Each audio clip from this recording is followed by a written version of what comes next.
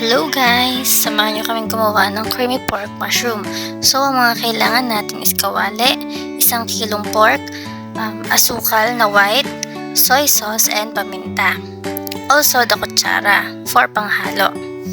Dito, makikita natin na naglalagay tayo ng 2 spoon of white sugar and then sinundan ito ng 2 spoon of soy sauce. Like this.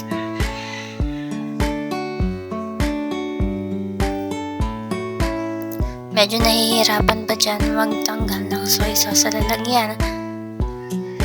Kasi hindi naman ganun kalaki yung butas ng soy sauce lid. And then here, maglagay tayo ng 1 pinch of black pepper para mag-balance yung pinakalasa niya.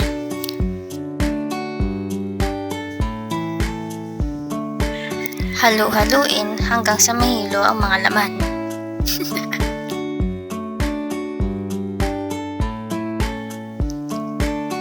Set aside muna natin siya for about 30 minutes para maglasa yung pinanglagay natin sa kanya na pampalasa.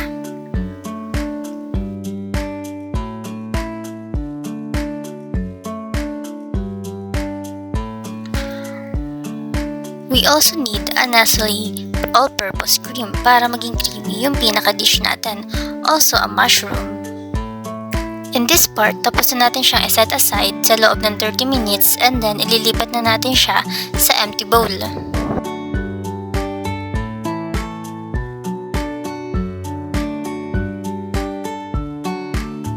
After natin na mailipat yung mga pork, linisin natin ang kawali and then maghanda tayo ng butter.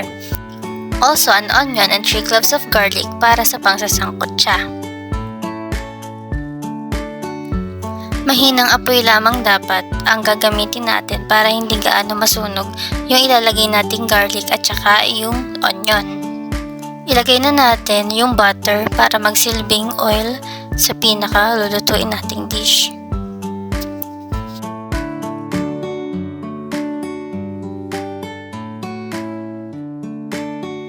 After natin malagyan ang paligid ng kawali ng butter, pwede na natin itong lagyan ng garlic.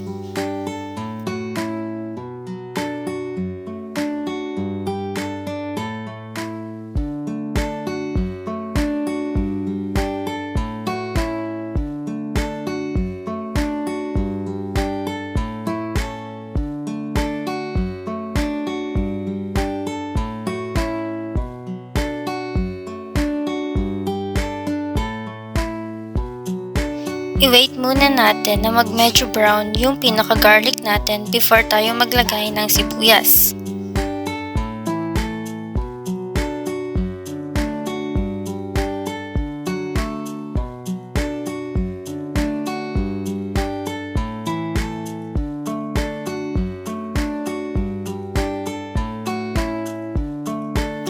And then, if sa tingin natin is okay na yung garlic and onion, pwede na nating ihalo yung pork na sinet aside natin kanina.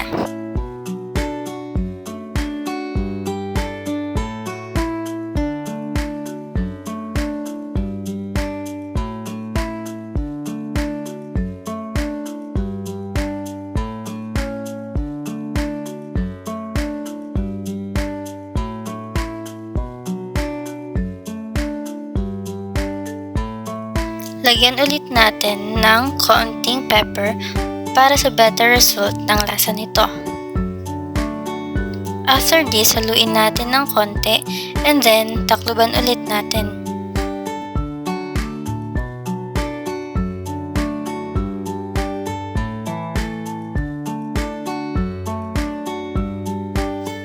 Hintayin lang natin na maluto yung pinaka-pork natin bago tayo maglagay ng mushroom. Ganito na dapat ang color ng pork natin before natin ilagay yung mga mushroom. Halu-haluin lang natin para maglasa yung sauce natin sa mushroom.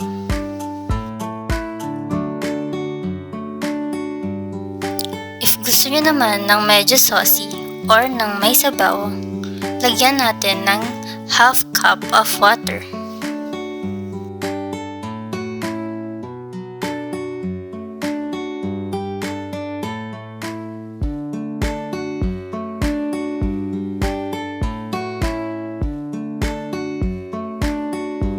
Sa mahinang apoy, takloban natin ito at hintayin lamang natin na kumulo. Habang nakulo nga ito, kuhanin natin ang Nestle All-Purpose Cream para ilagay dito at gawing sauce.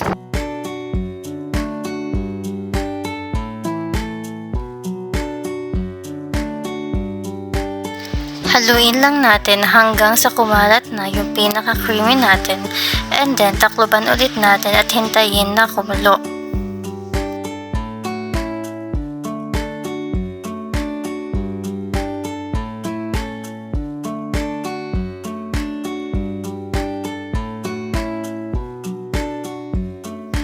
And finally, nagawa na nga po natin ang ating creamy pork mushroom.